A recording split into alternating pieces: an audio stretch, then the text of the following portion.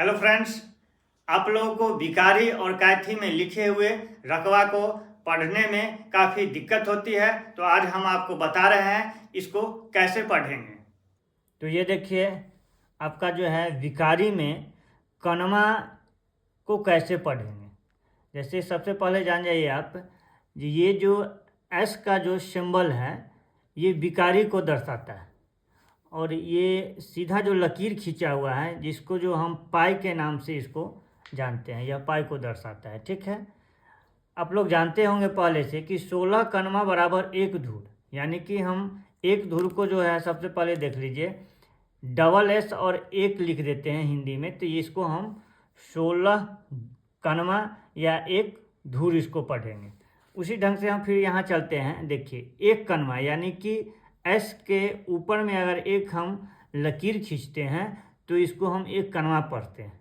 उसी ढंग से दो लकीर खींच देंगे ऊपर में तो हम दो कनवा पढ़ेंगे। तीन अगर लकीर खींचा हुआ है तो उसको हम तीन कनवा पढ़ेंगे।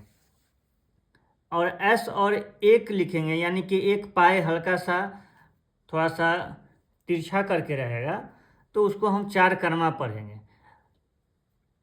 फिर उसी ढंग से जो है एस का सिंबल हम अगर देते हैं और उसके बाद हम एक पाई देते हैं, और पाई पर अगर हम एक लकीर खींचते हैं तो उसको हम पांच कनवा पढ़ेंगे। ठीक है, और फिर हम एस लिख के एक पाई दे के दो लकीर ऊपर डालते हैं तो हम 6 कनवा पढ़ेंगे।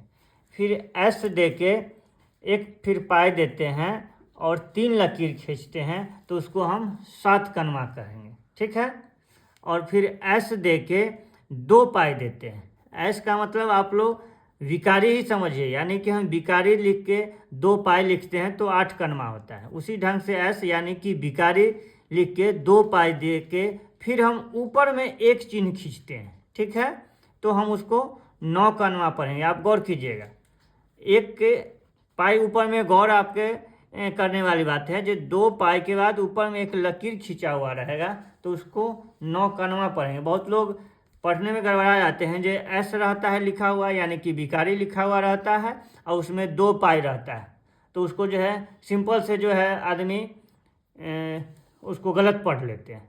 तो ऐसा नहीं करना है, उसको गौर से देखना है। और एक पाई ऊपर में आपको दर्शाया हुआ है तो उसको 9 कनवा पढ़ेंगे। उसी ढंग से एस का सिंबल यानी कि भिखारी रहेगा, दो पाई रहेगा, फिर ऊपर में माथे पर जो है दो लकीर रहेगा तो उसको 10 कनवा पढ़ेंगे। ये फिर उसी ढंग से हम चलते रहेंगे तो ये 11 कनवा तक आएगा। ठीक है, हर चौथा पे जाके यह चेंज हो रहा है। यहाँ पे देख सकते हैं ऊपर से, यहाँ 4 पे आके चेंज हो गया, फिर 8 पे आके चेंज हो गया, फिर यहाँ 12 पे आके चेंज हो रहा है।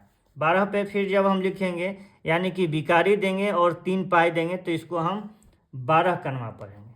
फिर हम भिखारी लिखेंगे यानी कि एस लिखेंगे और 3 लकीर हम देते हैं और माथे पर एक चिन्ह देते हैं ऊपर में, तो इसको हम 13 कनवा पढ़ेंगे। फिर ये सिलसिलेवार आ जाता है 15 कनवा। तो मित्रों, हम सबसे पहले आपको बता चुके हैं कि 16 कनवा बराबर एक धूर होता है।